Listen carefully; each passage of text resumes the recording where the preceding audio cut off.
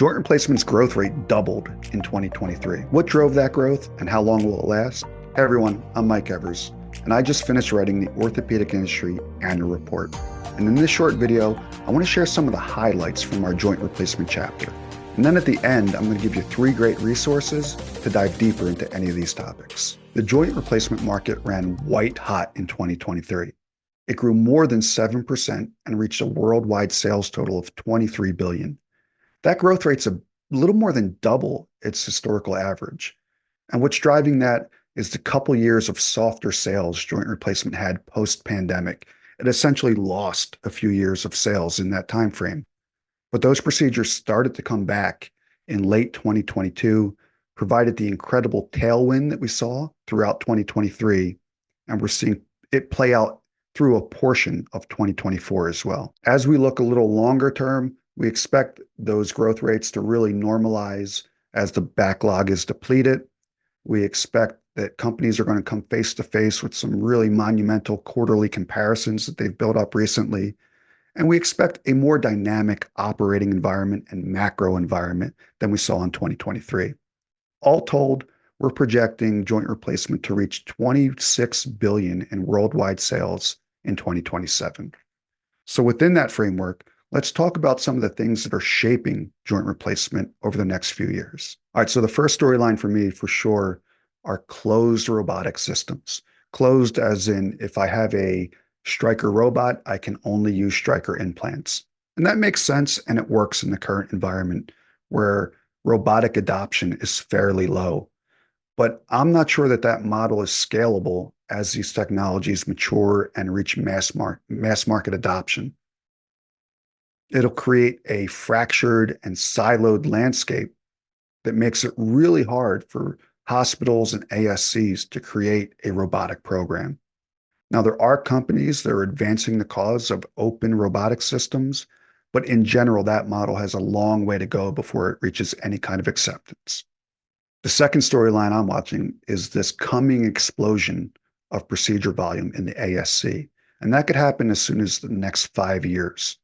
So on average, joint replacement companies get, call it 15 to 20% of their knee replacement sales from the ASC. Within the next 5 years, that number could grow to 60%. And one of the interesting things we're seeing about that setting that is maybe a little unusual is that robotics are playing fairly well there. Despite the increased costs, and for some of these systems, the rather large footprint, about a third of all robots are going into the ASC. And the ASC plays an important role in our third storyline, which are changing dynamics around demographics and patient behaviors. So the rapidly aging population is going to drive incremental growth across orthopedics. There are 10,000 people turning 65 years old every day in the United States alone. That growing aging population is also being more active and active for longer. But it's not just that there are more potential patients. Zimmer Biomet thinks that they've identified 3 early trends that are causing these potential patients to more often convert to actual orthopedic patients. Number 1, improving technology like robotics and navigation.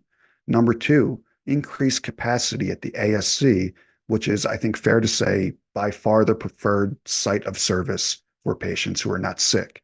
And finally, remote work is giving potential patients much more flexibility in how they attack their post-surgical recovery. Okay, before I let you go, let me talk about the 3 great resources that we have for OrthoWorld members. If you're not a member, now is a great time to jump on board. We have a lot of great market intelligence coming over the next weeks and months that you're not going to want to miss.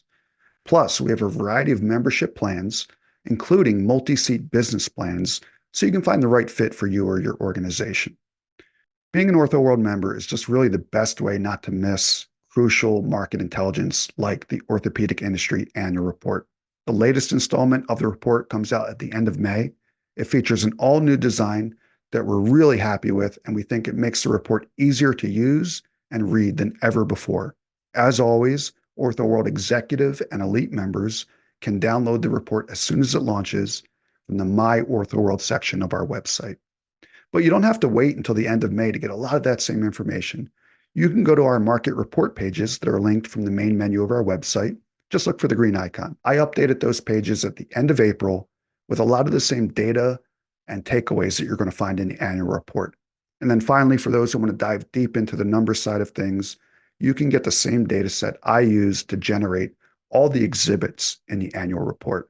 Our orthopedic company's sales matrix features 68 private and public companies with worldwide sales by segment from 2016 to 2023. I use this report every single day, and I just spoke to one of our elite members who said that this report saved her and her team a good chunk of time on a project. And I just love to hear that because I've had that same experience with the report so many times over the years.